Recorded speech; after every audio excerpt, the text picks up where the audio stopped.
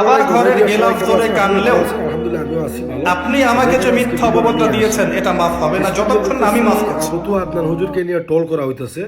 ওনার ওয়াইফের কথা বিশ্বাস করে অনেক ইউটিউবার টিকটকার ভিডিও বানাইতেছে লাইক ভিউর জন্য। আমি তাদের উদ্দেশ্যে বলতেছি বা এগুলো করিয়েন না, ঠিক আছে?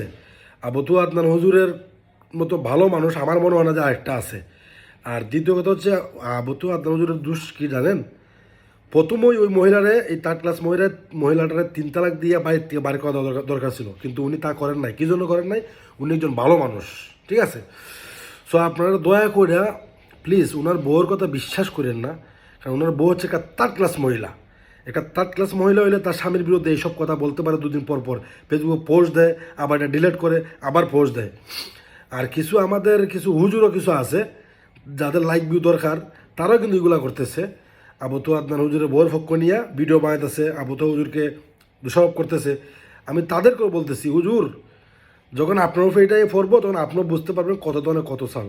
সো ওই মহিলার কথা বিশ্বাস না কইরা এগুলা বাদ দেন। সবাই এসে আবু আদনান হুজুরের পাশে দাঁড়ান, ঠিক আছে? মানে আমার কাছে ওনার বক্তব্য এতটা ভালো লাগে যা বলার বাইরা। নাম্বার 1 হুজুর আজহারি, দ্বিতীয় হচ্ছে আবু আদনান।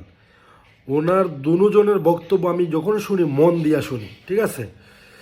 সো কী বলবো, কিছু বলার নাই। ওই মহিলার যদি আমার বই তো হাই রে, লাইতেইতে সরাইছে 2 দাঁত ফালাইতাম, আর 3 তালাক তো দিয়ে দিতাম তার মার ফেটের ভিতরে থাকা অবস্থায়। কিন্তু হুজুরের এইটাই দোষ, হুজুরের তাইরে তালাকটা দেয় নাই। তো এটা হুজুরের ভালো মানুষ, সেই জন্য তালাক দেয় নাই। ও হুজুর এখন তো বুঝতে পারছেন, প্রথমে যদি তালাক দিয়ে দিতেন তাহলে আপনি আবার আজকে এই পর্যায়ে আসেন নাই, বা এই এতটা বিলম্বন আপনাকে হইতো না।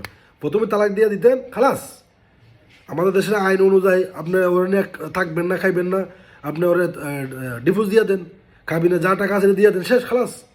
সো এটা নিয়ে এত দৌড়াদৌড়ি, ওনারা মাফ করতে হইব, আবার ঘরে আনতে হইব, উনি আবার আপনার নামে এগুলো লিখবে, আর আপনি এগুলো সহ্য করবেন, এগুলা ঠিক না, ঠিক আছে?